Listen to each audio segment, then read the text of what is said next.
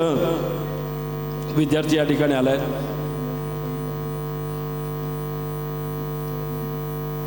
याचं कारण असं असेल की ज्यांनी प्रख्यात अभिनेते नाना पाटेकर यांचा नटसम्राट हा चित्रपट बघितलेला आहे, बरोबर? बघितलाय का नाही मला कळायला मार्ग नाही। आपण अंधारात आहात, मी उजेडात आहे। हात थोडंसं वर करा बरं, म्हणजे मला टक्केवारी कळेल। फारच कमी जणांनी बघितलाय, या ठिकाणी भरपूर जणांनी बघितलाय, इकडे भरपूर जणांनी बघितलाय, मध्यभागी थोडा कमी प्रमाण आहे। धन्यवाद। आपण हात खाली करा।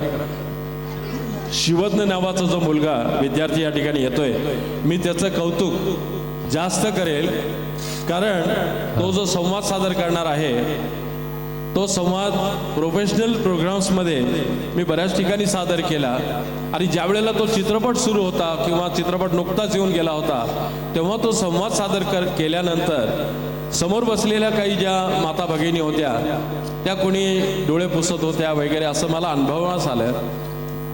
तो डायलॉग तो आता या ठिकाणी सादर करणार आहे। तत्पूर्वी एक वातावरण निर्मिती म्हणून त्याच चित्रपटातील तो संवाद जो सादर करणार नाहीये तो मी आपल्या समोर सादर करतो। थोडी सर्दी झाली आहे, फक्त संवादाकडे लक्ष द्या, आवाज बहुतेक मॅच होणार नाही।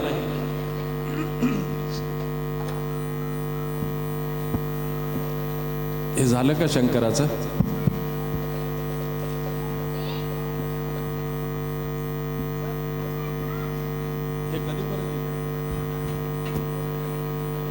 हॅलो, चेक चालेल, काय हरकत नाही, थँक्यू।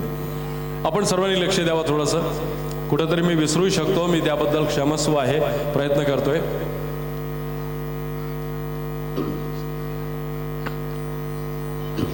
टू बी और नॉट टू बी,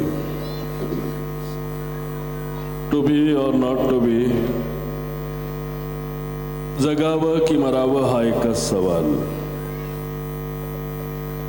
दुनियेच्या उकिरड्यावरील खरकट्या पत्रावळीचा तुकडा होऊन जगावं बेशरम लाचार आनंदानं, की फेकून द्यावं त्या देहाचं लखतर त्यात गुंडाळलेल्या जाणीवेच्या यातनेसह मृत्यूच्या काळ्या शारडोहामध्ये, आणि करावा सर्वांचा शेवट, माझा तुझा याचा आणि त्याचा सुद्धा।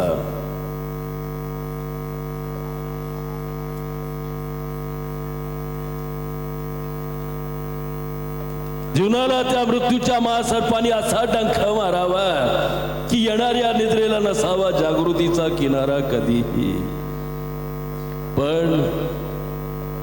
पण त्या निद्रेलाच पुन्हा स्वप्न पडू लागलं तर इथंच मेघ आहे।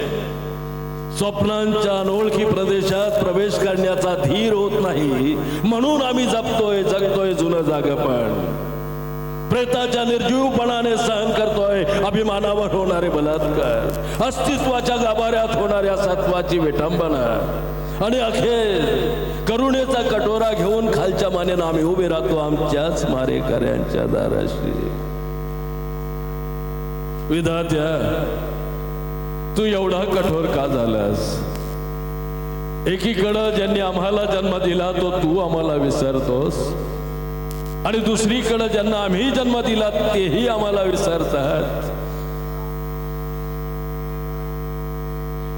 मग हे करुणा करा, या विस्कटलेल्या हाडांचे सापळे घेऊन आम्ही कोणाच्या पायावर डोकं आदळायचं रे? कुणाच्या?